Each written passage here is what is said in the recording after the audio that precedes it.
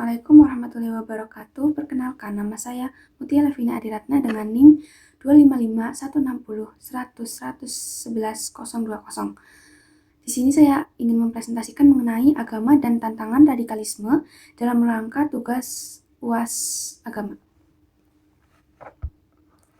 Yang pertama, apa itu radikalisme? Di sini saya membagi menjadi dua pengertian dalam lingkup pengertian menurut KBBI dan berbagai kamus yang dirangkum menjadi satu pengertian. Nah, dalam KBBI, radikalisme itu diartikan sebagai paham atau aliran yang menginginkan perubahan namun dilakukan secara keras atau drastis. Nah, dalam berbagai kamus, radikalisme itu kata sifat yang berarti aksi mencolok untuk menyerukan paham ekstrim agar diikuti oleh banyak orang.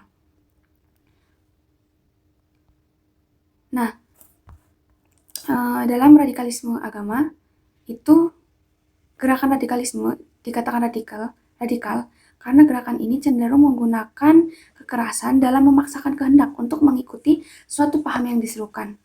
Nah, dari beberapa pengertian tadi, radikalisme dalam konteks umum dan agama dapat disimpulkan bahwa radikalisme itu jika dikembalikan kepada istilah, radikalisme itu adalah gerakan yang ingin membawa ide-ide atau pemahaman atau ajaran yang dibarengi dengan doktrin tertentu untuk mendesakkan perubahan dalam suatu masyarakat namun dilakukan secara ekstrim.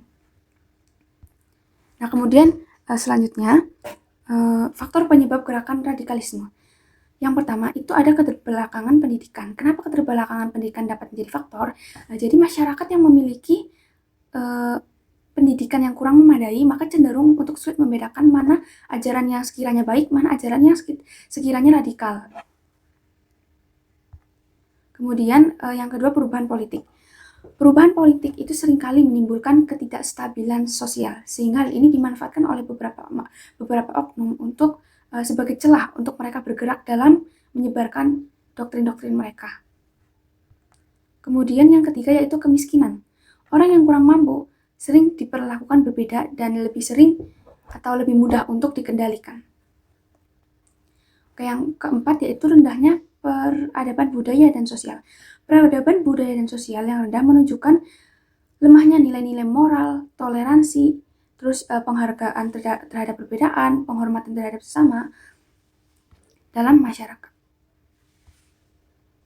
Nah, kemudian bagaimana upaya untuk menangkal perilaku radikalisme tersebut? Nah,